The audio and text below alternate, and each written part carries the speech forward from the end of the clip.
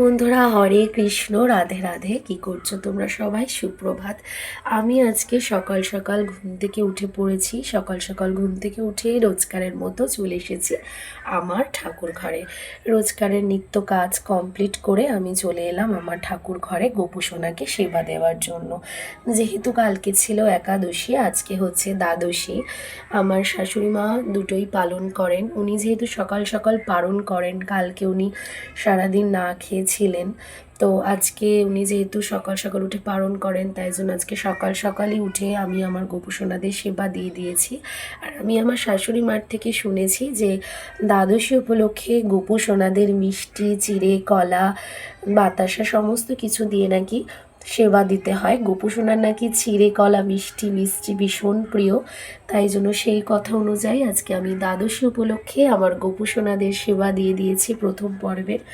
তো এরপরে দ্বিতীয় পর্বের সেবা দেব। এখনও অনেক সাজানো গোছানো বাকি আছে।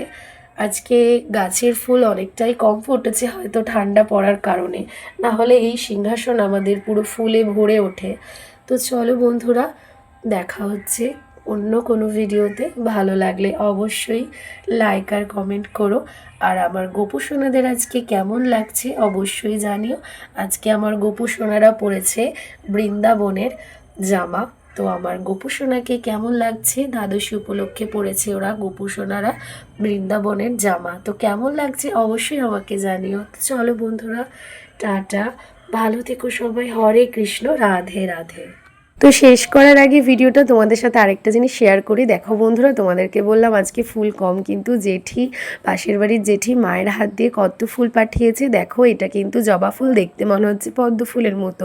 তো সেই জেঠির দেওয়া ফুল আর আমার বাড়ির ফুল দিয়ে আজকে গোপু সোনাকে সাজিয়ে গুছিয়ে আবার দ্বিতীয় পর্বে সেবা দিলাম ফল আর মিষ্টান্ন দিয়ে। তো দেখো বন্ধুরা, আজকে আমাদের সিংহাসন কোনোদিনই ফাঁকা থাকে না, প্রত্যেক দিনই ফুলে ভরে থাকে। তো এই দিকেই চলে এসেছে আমার বড় গোপু সোনা। এই যে গোপুর প্রসাদ নামিয়েছি, কলা নিয়ে ওই যে টুক করে পালিয়ে গেল। তো চলো বন্ধুরা, টাটা, ভালো থেকো সবাই। হরে কৃষ্ণ, রাধে রাধে।